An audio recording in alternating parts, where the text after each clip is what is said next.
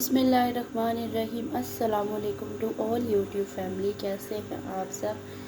आज मैं लेकर आई हूँ बहुत ही मज़े के और डिलीशियस आलू मटर और चिकन की रेसिपी जो कि बहुत ही डिलीशियस और मज़े की बनने वाली है।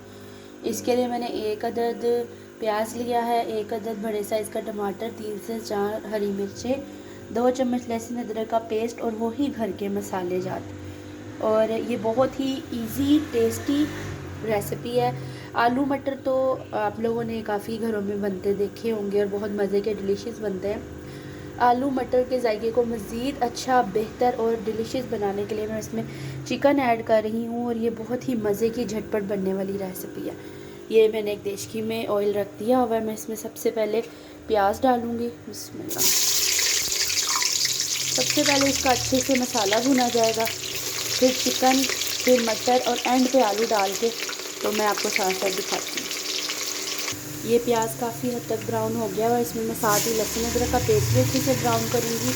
और ये बहुत ही मज़े की डिलीशियस रेसिपी बनने वाली है। जो उनकी सिस्टर्स ट्राई करेंगी इंशाल्लाह उनको बहुत पसंद आएगी। और बहुत शुक्रिया जो लोग सपोर्ट कर रहे हैं, जो मेरे यूट्यूब चैनल को सब्सक्राइब कर रहे हैं, व्यूज़ कर रहे हैं, वीडियोस को कंप्लीट वॉच कर रहे हैं, उन सबको बहुत ज़्यादा जज़ाकल्लाह। और मज़ीद मुझे सपोर्ट करते रहे ताकि मैं अच्छे से अच्छी रेसिपी बना के आपके आगे दिखा सकूँ। अब जैसे ही ये दोनों चीज़ें अच्छे से ब्राउन होंगी, मैं साथ ही इसमें टमाटर और हरी मिर्चें डाल के भूनूँगी। ये साथ ही मैंने टमाटर और सब्ज़ मिर्चें डाल दी, अब इनको अच्छे से भूनूँगी। ये मसाला काफ़ी हद तक भुना गया है। इसमें मैं सबसे पहले चिकन ऐड करूँगी, इसको अच्छे से भूनूँगी और उसके बाद इसमें मसाले डालूँगी। 2-3 मिनट के बाद खाली इसको पहले इस मसाले में फ्राई करूँगी। ये 10 मिनट भूनने के बाद अब इसमें मसाले ऐड करूँगी। अब मैं इनको अच्छे से भूनूँगी। ये 10 मिनट अच्छे से चिकन की भुनाई हो गई है।